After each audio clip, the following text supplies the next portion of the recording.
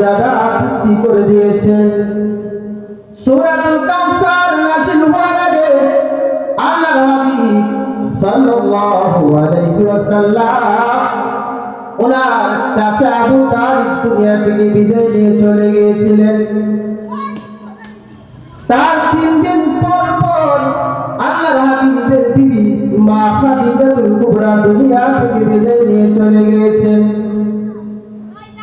আপনার আমার নবী সন্তান দুনিয়া থেকে বিদায় নিয়ে চলে গিয়েছেন।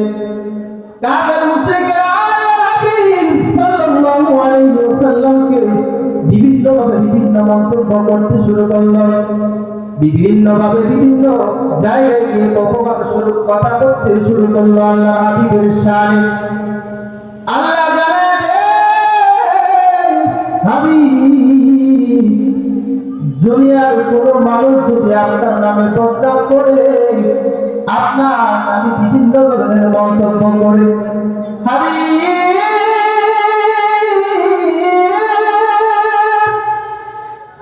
আপনি কষ্ট নিয়েন না, কষ্ট নিয়েন না গো নবী।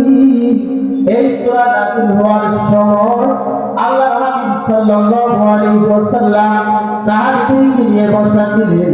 বসার মধ্যে হঠাৎ করে তন্দ্রা অবস্থায় চলে গেলেন আল্লাহর হাবিব। আল্লাহ জিবরাইলকে দিয়ে আয়াত নাযিল করে দিলেন, সূরাতুল কাউসার নাযিল করে দিলেন। জানেন জিবরাইল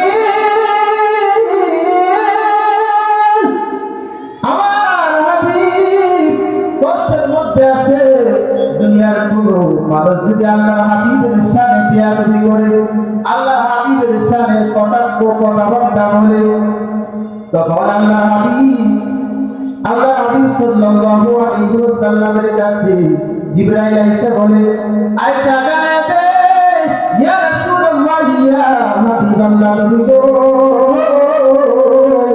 ও মায়া নবী, আপনি কষ্ট নিয়েন না, আপনাকে আল্লাহ কাউসার দিয়েছেন, আপনাকে আল্লাহ কাউসার নাযিল করেছেন, কাউসার দিয়েছেন। কোন কাউসার? আল্লাহ বলে ইন্না আ'তাইনাকাল